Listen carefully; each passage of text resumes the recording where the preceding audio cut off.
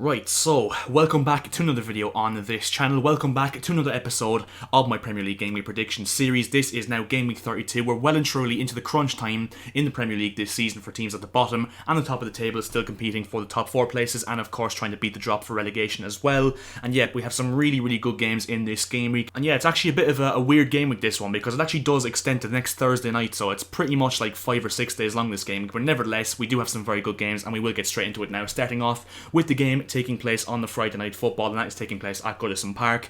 Everton versus Tottenham, Carlo Ancelotti versus Jose Mourinho. Now, first of all, Spurs have a really good record at Goodison Park. I think it's really important to take that into account. I don't think they've actually lost, or they might have actually won their last 8 visits at Goodison Park, and overall as well, Everton missing some key players like Dominic Calvert-Lewin, who's been banging in the goals for them this season, left, right and centre, and Abdoulaye Doucouré, who is also still missing with injury as well. And as you can probably tell, I mean, all routes that I'm, listing out at this moment in time are obviously directing a Spurs win here, and to be honest, I'm going to go in that direction. I'm going to follow the routes that I've just listed off, and I'm going to go for a marginal Spurs 2-1 win at Goodison Park. As I said, they have a really good record there, and Everton missing a few players as well. I just think that it is leading to a Spurs win in this one by 2-1. And now into the next game taking place at St James's Park, the early kickoff on Saturday afternoon, and that is Newcastle versus West Ham, of course, at St James's Park. As I said, West Ham in a real UCL battle, as I keep saying on this series. They keep grinding out results. They got a massive win last weekend in their 3-2 victory over Leicester at the Olympic Stadium, even though they got the jitters once again going 3-0 up, but nevertheless they're picking up points on a consistent basis.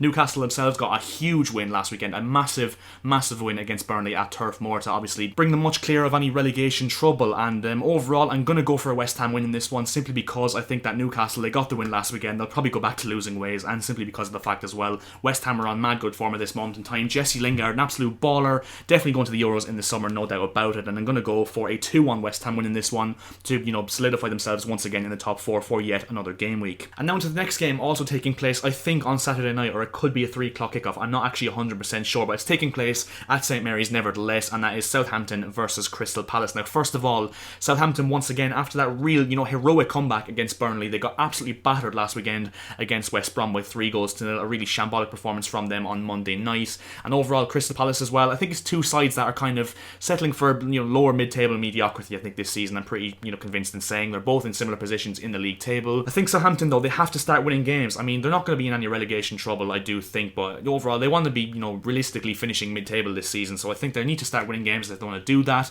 I think they'll win this one. I think that Crystal Palace in recent weeks especially have been quite poor defensively at times, and that is why I'm going to go for Southampton 2, Crystal Palace 1. I think Southampton will just about nick this one with a 2-1 win. A draw wouldn't surprise me, but I'm going to back Southampton in this one. And now to the next game, which is taking place on Saturday night, I think at 8:15. I'm pretty sure it's at 8:15. I think it got changed, but Wolves versus Sheffield United taking place at Molineux. Now, a massive blow for Wolves. Not only are they missing Raul Jimenez still, Pedro Neto is now also gone for the rest of the season as well, but I'm pretty sure Wolves' season is pretty much over. I think they're pretty much finishing like lower mid-table, I'm not going to lie. Sheffield United, as I keep saying on this series, they're just down and out. They have 14 points to the name at this moment in time. Could they go down as the second ever worst team in Premier League history? I mean, it definitely is a possibility at this stage, and overall, there's not much more to say about this game, despite the fact it's, two teams really that are, not really playing for much this season and the rest of the season, but that is why I'm going to go for a narrow Wolves win in this one. I can't see Sheffield United getting anything from this, even without Wolves having Neto and Jimenez, and that is why I'm going to go for a 1-0 Wolves win. I think that Wolves will just about pull out a goal from somewhere, and yeah, I think they will take the spoils in this one. And now into the next game of this game week taking place at the Emirates, the first game on Sunday, and that is Arsenal versus Fulham, as I said, in London at the Emirates. Now, first of all,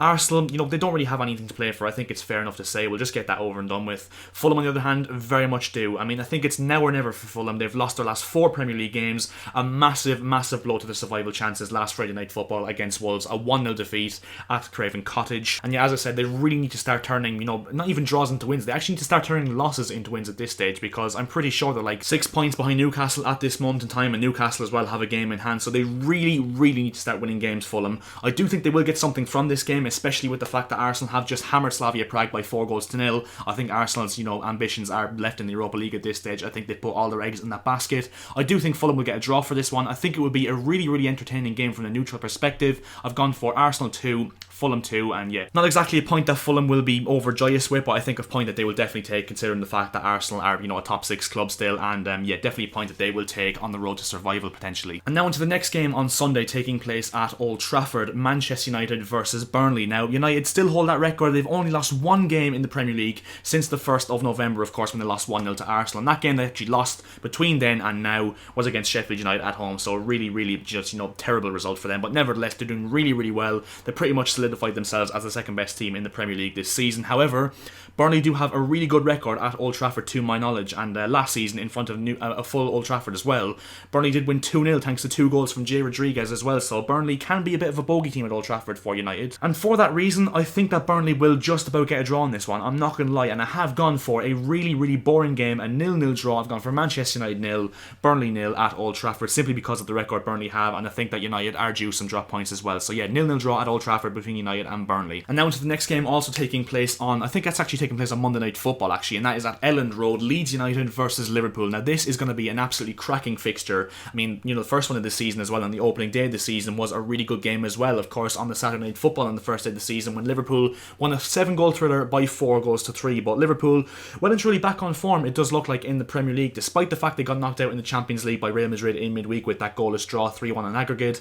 They have won their last 3 games in the Premier League against Wolves, Aston Villa, and of course Arsenal before the Aston Villa game as well. And Leeds, of course, themselves as well actually have won the last 3 games in the Premier League as well, and got themselves a massive win last weekend at the Etihad against Manchester City, against all the odds, especially with 10 men as well. This is going to be a really, really good game between two sides that really do like to attack from the hills. And yeah, I just think that Liverpool will make it 4 out of 4 in this one, though. I think they have the momentum now in the top 4 race. That's all they have to play for at this moment in time, because they're only, fighting on that front now. I do think it'll be a 3-1 Liverpool win. I think they'll just about have Leeds' number, and I think it will be a decent game, but I think Liverpool will win fairly comfortably in the end with a 3-1 win. And now to the next game taking place on Tuesday night, and that is my club Chelsea coasting Brighton and Hove Albion, like on the opening day of the season when we played them at the Amex in that 3-1 win. Yeah, we're playing them at Stamford Bridge in this one. Thomas Tuchel has completely replied from all the critics after that 5-2 drubbing by West Brom, which was just, I won't even get onto it at this stage, but nevertheless, we won 4-1 against Crystal Palace last weekend, in the Premier League at Selhurst Park. A scintillating display from Kai Havertz, Christian Pulisic and Mason Mount. Can they do the same thing on Tuesday night? I'm very much hoping. And as well, we actually have got through in the Champions League as well against Porto over 2 legs as well, so massive positives all around. The only negative being that Mateo Kovacic, arguably one of our best players since Thomas Tuchel has come in, he's, just been confirmed to be injured for 3 weeks, which is not good whatsoever, especially with the fact that the run of fixtures we do have is going to require a lot of rotation and, squad depth overall. We do have a semi-final in between this game against Manchester City on Saturday as well, hence why this game is being played on Tuesday. But nevertheless, I think we will win this one fairly comfortably. I think we'll get a 2-0 win, and obviously, I'm not disregarding Brighton whatsoever, because they are a really good team, and if they get a striker next season, I fully believe they will finish mid-table. But nevertheless, they don't have the striker just yet, and I do think Chelsea will claim a 2-0 win, which will be a massive result for us at this moment in time. And now on to the first game taking place next Wednesday, and that is 2 sides that I've already played, so I won't go into too much detail about it, but it's taking place at the Tottenham Hotspur Stadium, and that is Tottenham versus Southampton. Now obviously, as I said, I think I won't go into too much detail because I've already mentioned these 2 sides. First of all, I think Spurs will mainly rest players because they have the Carabao Cup final next weekend against Manchester City, and for that reason, I think Southampton will just about get something from this game, and for the reason that I think Spurs will actually rest players, I think it will be a 1-1 draw in the end. So on to the next game. And the next game is taking place at Villa Park, a really good game on paper actually, and that is Aston Villa versus Manchester City. Now first of all, I think City are just counting down the days before they win the Premier League title. I think it's safe to say that. They got through in midweek against Borussia Dortmund by 2-1, courtesy of a Phil Foden winner, so they're in the semi-finals of the Champions League against PSG. Aston Villa, on the other hand, have some real troubles themselves. They've been really, really poor in these last, month or two. They're missing Jack Grealish still for this game, and also are missing Trezeguet and potentially Bertrand Traore as well, so a bit of an attacking crisis there in terms of selection for Dean Smith this weekend. And yeah, overall, I just can't see anything other than City getting back to winning ways in the Premier League, because of course they did lose to Leeds last weekend at the Etihad in the early Saturday kickoff. And yeah, I do think City will claim a pretty comfortable victory in this one at Villa Park. Of course, they smashed Villa at Villa Park, I think by like 6-1 last season when they played in this fixture, but nevertheless, I think City will win by 2-0 in this one and get themselves, even quicker towards the Premier League title this season. And now on to the final game of this game week, taking place on, I think, Thursday night. Yeah, I think it's Thursday night, and that is taking place at the King Power Stadium, and a really good game on paper, actually, which you didn't really expect 2 weeks ago, but Leicester City versus Sam Allardyce and West Bromwich Albion. Now, West Brom, could the Great Escape be on? Could it really be on? Because they've been brilliant in the last 2 games. Of course, they've scored 8 goals and conceded 2 goals in the last 2 games, a goal difference of +6, of course, 5-2 over Chelsea at Stamford Bridge, and beating Southampton 3-0 really comfortably at home last Monday night as well. So the big escape could be on for West Brom and Sam Allardyce. You never even know. And Leicester the same, they have lost the last 2 games in the Premier League, so this will be a really tough test to actually see if they can get into the Champions League by the end of the season. It'll be a massive, massive game for them. And overall, I'm going to sit on the fence for this one. I think that both sides will get a point from this one. I think it'll be a really nerve-wracking game for both sides, given what they have to play for. And I've gone for a 1-1 draw on this one. It wouldn't surprise me if Leicester won. It wouldn't surprise me if West Brom won. But that's why I'm going to even it out, call it an average, and say 1-1. And yes, so that would bring us to the end of these gaming predictions. If, of course, as usual, you want to go and leave your predictions for these games down in the comment section below, then please do feel free to do so. I'm really interested to see how you guys think these games will go as usual. And yeah, make sure to leave a like on this video. It means absolutely more than you guys could ever imagine, leaving a like on this video and getting this YouTube channel found, and obviously getting it to grow. And also, if you could subscribe to the channel as well, that will be hugely appreciated. We are now looking to hit 1.6k subscribers on this channel as soon as we possibly can. And yeah, thanks very much for watching, guys, and I'll see you guys in my next video. See ya.